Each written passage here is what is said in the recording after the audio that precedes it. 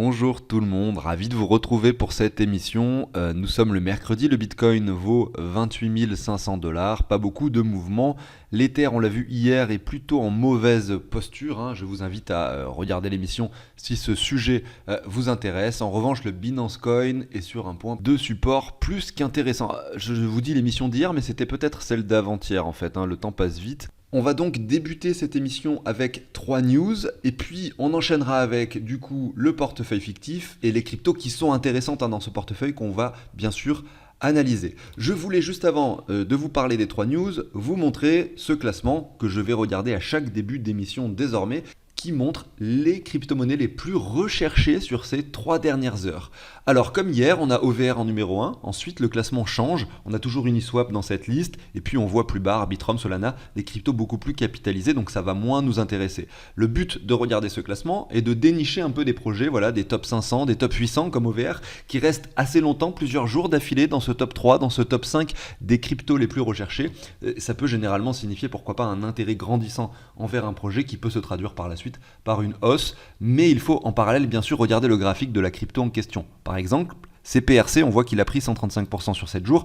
J'ai regardé le graphique, c'est une crypto qui a moins de 2 semaines et qui a énormément performé. Ça vaut pas le coup en fait d'aller risquer son argent sur ce genre de choses. En revanche, OVR est sur un all-time low, sur un plus bas historique avec un intérêt qui semble quand même bien présent. J'ai téléchargé l'application, c'est quelque chose qui vous permet d'avoir de la réalité augmentée sur votre téléphone, et donc n'importe qui avec un téléphone dans le monde peut simplement utiliser cette application et jouer. Alors il y a une sorte de jeu derrière qui est associé avec des récompenses, etc. Il y a ce qu'ils appellent un map to earn, ça veut dire que vous allez du coup mapper les choses de la vie réelle et vous allez gagner des tokens. J'ai pas encore vraiment complètement utilisé le système, j'ai pas tout essayé, mais ça m'a l'air vraiment très bien fait du peu que j'ai vu. Et donc si je continue à le voir dans ce top 3 donc des cryptos les plus recherchés chaque jour, effectivement peut-être que je vais considérer un investissement.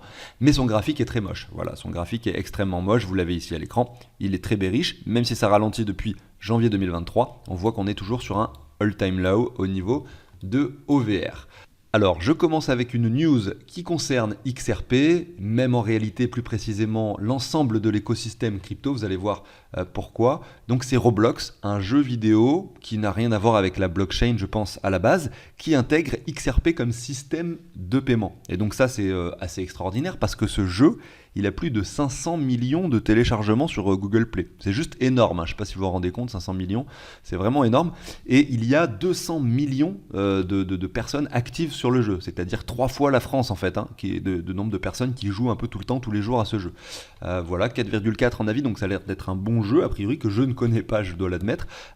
Et puis, voilà, ils intègrent XRP comme système de paiement. Donc bien sûr, ça peut amener les joueurs à s'intéresser évidemment à XRP et plus largement aux cryptos en général. Alors visiblement, le jeu est disponible sur Mac, Android, Xbox One, PlayStation 4, etc. Et je me suis trompé sur le chiffre, enfin pas trompé, mais j'ai mal lu. 65 millions, c'est le nombre de personnes actives en fait par jour. Et 200 millions, c'est le nombre de personnes actives par mois, tout simplement. Donc, à voir un petit peu ce que ça donnera. Au niveau de la news, on voit que c'est tombé le 17 octobre. Et sur le token XRP, on voit que la hausse a été bien présente le 16 octobre, tout simplement parce qu'il était passé de 48 ici à 51. Donc vraiment avec une espèce d'euphorie qui s'est créée pour un pullback, finalement le 17 au point précédent. Et ça semble évident que ce move là qu'on observe finalement est dû à la nouvelle, à la fake news qui concerne les ETF du Bitcoin. Je pense que finalement Roblox n'a pas beaucoup d'impact sur ce graphique. En parallèle des news, quand je ferai ce travail à chaque fois de vous faire quelques news avant de débuter l'émission, évidemment je regarderai les graphiques des cryptos correspondantes pour voir s'il y a un lien direct en fait, hein, entre les graphiques et la news. Maintenant, je vous montre un autre article publié par Crypto Newsland qui explique que peut-être la phase de marché actuelle représente la phase finale de FUD. FUD, qu'est-ce que ça veut dire? Ça veut dire peur, incertitude et doute. Donc en gros, ça veut dire le bear market, hein, pour simplifier les choses. Alors il y a des analystes du coup qui expliquent cela, qui montrent que potentiellement on arrive sur la fin de cette phase de FUD, évidemment, puisqu'on est dans une phase de consolidation qui dure depuis un an, parce qu'en 2024, il y a 90% de chances que finalement un ETF soit approuvé pour le Bitcoin en spot.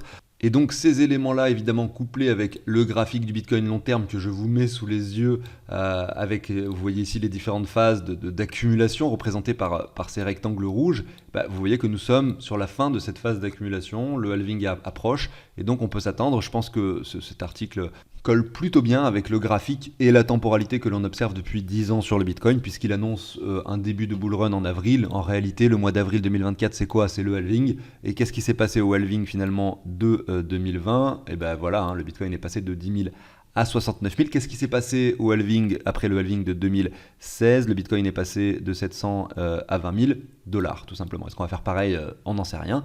Mais voilà, ça reste quelque chose d'assez théorique et assez, statistiquement parlant, assez probable. Je continue avec un dernier article. Il s'agit de Cardano, peut-être qui est en train de forger le futur de la DeFi, c'est le nom de l'article. Et ensuite, en dessous, vous avez de nombreuses personnes qui sont pro-Cardano, qui possèdent énormément de ce token et qui forcément en parlent positivement. Le premier exprime le fait que l'intérêt qui s'est manifesté suite à la fake news sur l'ETF du Bitcoin montre à quel point Cardano pourrait évoluer positivement à l'avenir si énormément d'argent rentre dans le circuit blockchain, grosso modo dans les cryptos, je veux dire. Ensuite, le deuxième explique que Cardano a fait un nouveau plus bas, mais ça ne veut pas dire qu'il est faible et que donc à tout moment il peut remonter, surtout que il avait fait quelque chose de similaire ici à l'époque en 2019. Alors voici le tweet qu'il a publié. Effectivement, en termes de halving et de temporalité, il s'est bien positionné. Par contre, en fait, en réalité, on voit que là, on est sur un double bottom, qu'on a fait un plus bas. Je vous montre juste après sur le graphique. Et à l'époque, effectivement, on n'avait pas fait de nouveau plus bas, malgré ce qu'il montre ici. Alors peut-être que ça dépend effectivement de l'échelle de temps. Mais c'est vrai que, regardez, je vous montre ça. Actuellement, donc on est ici, on effectue un nouveau plus bas en weekly ici sur ADA Cardano. On voit qu'on est à 26 semaines du prochain halving. Si je retourne sur le marché précédent, la personne, elle indique qu'à cet endroit-là, effectivement, on avait fait un nouveau plus bas. Vous voyez que là, si je positionne une ligne horizontale sur cette clôture-là, eh bien, c'est pas le cas, tout simplement. Alors peut-être qu'il a choisi une échelle de temps spécifique pour montrer ce qu'il voulait montrer. Effectivement, on avait eu un nouveau plus bas, mais c'était au crash Covid. Et si on prend les 26 semaines, donc c'est-à-dire la temporalité actuelle, c'était pas le cas. Donc je voulais simplement vous montrer ça pour vous montrer que des fois vous avez des articles qui concrètement sont présents pour vous inciter à acheter une crypto. Là, cet article, il est présent pour vous inciter à acheter du ADA Cardano. En fait, concrètement, c'est ça que ça veut dire. Je ne vais pas vous parler du troisième, de la troisième personne et de la quatrième, mais c'est concrètement la même chose. Maintenant, si on fait un petit aller-retour sur Defilama, on peut regarder les protocoles, en tout cas les blockchains les plus utilisés dans la DeFi. Vous avez évidemment en numéro 1 Ethereum avec 20 milliards de TVL, c'est-à-dire d'argent bloqué effectivement dans les protocoles, avec en numéro 1 Lido, d'ailleurs, vous voyez le liquid stacking. Et ce qu'il faut absolument faire quand vous allez regarder ces graphiques, vous avez ce chiffre-là en dollars, mais en fait ce qui va nous intéresser c'est de le regarder en Ether. Parce que si l'Ether il divise par 2 son prix en 6 mois, vous avez la TVL qui va chuter naturellement par 2, mais ça ne veut pas dire qu'il y a des personnes qui ont retiré des Ethers du protocole, ça veut simplement dire que l'Ether a divisé son prix par 2. Donc ça c'est important de le faire. Bon bref, c'était une aparté. Je voulais simplement vous montrer rapidement qu'en fait vous avez dans le top 12 ici, il n'y a pas Cardano. Si vous regardez la numéro 2, on est déjà à 6 milliards, la numéro 3 on est à 2 milliards, etc. Ensuite vous avez Optimism, Avalanche, Polygon qui sont des layers 2 évidemment, Solana qui est un layer 1, Base qui est un layer 2, Chronos, Kava, enfin bref, Cardano en fait, si on regarde simplement où il se trouve, on est à 154 millions. Il est derrière Chronos quand même. Donc je dis pas que, en fait, je suis pas là pour dénigrer le projet ou vous dire que Cardano c'est nul et que ça va pas monter. Pas du tout. Non, je vous montre juste que des fois vous avez des news qui sont légèrement exagérées, qui sont présentes pour vous inciter à acheter une crypto. Donc je trouve qu'ils sont pas très objectifs. Malgré tout, ADA Cardano, ils ont lancé leur mainnet il n'y a pas si longtemps en fait, après le bull market, donc évidemment ils n'ont pas eu l'effet escompté au niveau des personnes qui utilisent le protocole. Peut-être qu'il a tout son potentiel pour le prochain bull run. L'avantage d'avoir fait ça, c'est qu'ils ont pu probablement régler plein de problèmes sur leur protocole et sur la DeFi en général avant le prochain bull run, et donc le potentiel reste tout à fait entier et énorme, je pense, pour cette crypto et pour donc la DeFi avec Cardano. Ceci dit, il n'y a pas d'éléments concrets qui le prouvent encore pour l'instant, tout simplement. Par contre, en termes de graphique, c'est vrai que Cardano est très très joli. À la fois, vous avez donc un nouveau plus bas, je vais zoomer pour vous le montrer ici, mais c'est clair que la clôture ici, vous voyez, est plus basse que la clôture précédente qui se trouve à cet endroit-là. Donc on a un nouveau plus bas tout en ayant en parallèle un RSI qui monte fortement. Peut-être que là en fait la structure se produira prochainement. Quand je vois ce graphique, je me dis que c'est quand même fort possible qu'on vienne chercher encore des niveaux inférieurs. Malgré tout, le RSI qui est divergent aujourd'hui le restera, je pense. Et derrière, il suffira d'une petite confirmation pour traduire un marché haussier. Mais ça ne sera peut-être pas celle qui performera en première, puisque on a du travail et en tout cas des niveaux de résistance à casser avant d'imaginer un bull run. En tout cas, un marché haussier sur ce projet. Voilà pour les news, on est déjà à 10 minutes. Bon, j'ai introduit ce format de news, je ne sais pas si ça va bien fonctionner ou pas, ou si ça vous plaît. N'hésitez pas à me le dire d'ailleurs dans les commentaires. Du coup, je vous passe le générique de début un peu tard. Pensez à l'abonnement, au like si le contenu vous plaît. Je vous passe le générique. À tout de suite pour les analyses de crypto qui vont nous intéresser, notamment celle du portefeuille fictif. À tout de suite.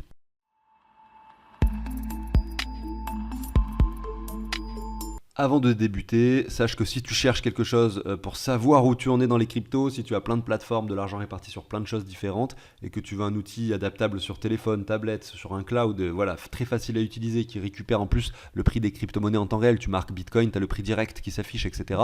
Tu vas pouvoir sur cet outil ajouter toutes tes cryptos, rentrer tous les montants que tu possèdes sur chacune de tes plateformes et connaître tes plus-values par rapport à ce que tu as investi, ta répartition stable crypto, ta répartition Bitcoin, Altcoin, etc. Plein de choses hyper intéressantes. Et en plus de ça, ça calcule tes plus-values. Et ça peut t'aider pour tes déclarations d'imposition. N'hésite pas à y jeter un œil. Je te mets une émission en haut à droite qui explique beaucoup mieux cet outil, beaucoup plus en détail que ce que je viens de le faire. Et puis dans la description de la vidéo, tu as le lien du site web qui va t'amener simplement vers les différentes offres qui te permettront évidemment d'acquérir cet outil. Allez, c'est parti, on débute. J'aimerais vous montrer le graphique de l'altcoin dominance qui en ce moment se comporte extrêmement mal. Vous voyez qu'on a eu ce léger rebond et là en fait on enchaîne des bougies rouges, donc ça fait quasiment 2-3 mois que les altcoins chutent, enfin depuis le 21 août, donc plutôt 2 mois. Et on est en train d'enregistrer, si on clôture sur les niveaux actuels, en fait un nouveau plus bas. Alors c'est pas encore terminé, parce que là on est sur la bougie hebdomadaire de la semaine. Voyons voir si en daily on a cassé le plus bas ou pas. Non, on est dessus en daily, donc toujours un espoir finalement pour que les altcoins se reprennent maintenant. Et ça pourrait d'ailleurs traduire sur l'altcoin dominance, regardez, une jolie divergence potentielle évidemment, puisque au niveau du RSI, on est moins bas que sur le niveau précédent. Donc très très intéressant de voir ça. C'est vraiment, on va dire, là actuellement tout de suite, à l'heure où je vous parle, avec cette bougie rouge qui est en train de se dessiner, c'est le moment où on a le moins envie d'acheter des altcoins. Regardez, je vais vous montrer les graphiques d'ailleurs de notre cher portefeuille fictif. Par rapport au Bitcoin, à quel point c'est moche. On fait des nouveaux plus bas qui s'enchaînent. J'ai même regardé tout à l'heure, regardez XRD, qui fait un nouveau plus bas actuellement par rapport au Bitcoin, alors que c'était une des cryptos les plus bullish, notamment au mois d'avril 2023, qui était monté extrêmement haut. Donc oui, on est dans un contexte hyper baissier avec des nouveaux plus bas sur la plupart des cryptos par rapport au Bitcoin. C'est assez catastrophique en réalité.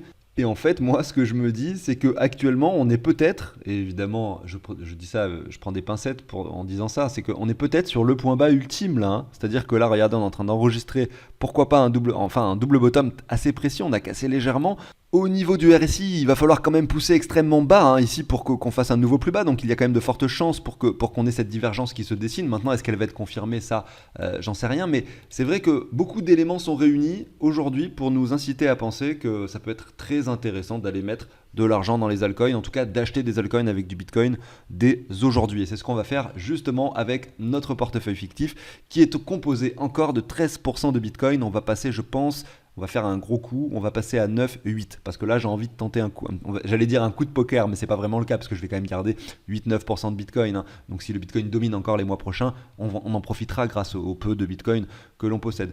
Alors sur ce portefeuille fictif, on a également 3000 $ qu'on n'avait pas investi au départ, on avait investi 70% simplement lorsque le Bitcoin était à 15 000 et que effectivement les cryptos valaient quand même plus ou moins le coup il y a un an de ça. Sauf que ces 3000 $ maintenant, je ne vais pas les investir de suite parce que le Bitcoin a passé de 15 000 à 30 000 en l'espace d'un an. Ça semble, on va dire, assez dangereux de les investir, même si c'est possible qu'on revienne jamais en fait sur ce niveau des 20 000. C'est probablement le niveau que j'ai envie de privilégier pour acheter les 3000 $ restants de stablecoin, c'est-à-dire le retour sur la ZR avant la hausse et pourquoi pas la formation d'un joli W qui concrètement, moi personnellement je pense ne se produira jamais. Mais ça, c'est pas parce que je pense ça que je vais pas l'intégrer dans mes calculs. C'est-à-dire que je pense effectivement, moi personnellement, CryptOrganize, j'ai failli dire mon prénom et mon nom de famille, mais je pense personnellement qu'on ne reviendra jamais vers les 20 000, mais je garde toujours cette possibilité qu'en fait je me trompe. Parce que en fait, on ne sait pas ce qui va se passer. Donc ces 3 000 dollars, je les conserve au cas où le Bitcoin retourne aux 20 000. Dans le portefeuille fictif, on a beaucoup de cryptos qui ont enregistré des nouveaux plus bas par rapport au Bitcoin. Regardez ici Theta. On a AAVE qui est finalement une des moins pires, qui se comporte plutôt pas mal. Alors là, je suis sur le graphique logarithmique, mais voilà, qui est pas mal parce qu'on vient chercher l'ancien sommet. On a Zilliqa, voyons voir. Zilliqa actuellement, on a réintégré cet espace de prix. Vous voyez, on était au-dessus, je pense, la dernière fois que je l'ai analysé. On réintègre l'espace de prix précédent. On se rapproche fort d'un support pertinent. Alors Avax également qui imprime encore une bougie rouge ici. Alors je suis sur des graphiques de semaine, vous voyez. Donc beaucoup de graphiques sont extrêmement bearish parmi les cryptos que l'on possède. Il va falloir qu'on en rajoute un petit peu dans ce portefeuille fictif. Alors elles sont pas toutes bearish, hein. Par exemple le SNX se comporte un peu mieux, Uni de Uniswap également se comporte un peu mieux. Le Link, c'est juste une crypto magnifique en termes de graphique par rapport au dollar. Il n'y a pas que des cryptos qui chutent, mais quand même beaucoup. Donc je vais en rajouter encore. J'ai fait une émission la semaine dernière, c'était le top 3 des cryptos à posséder pour le prochain bull market.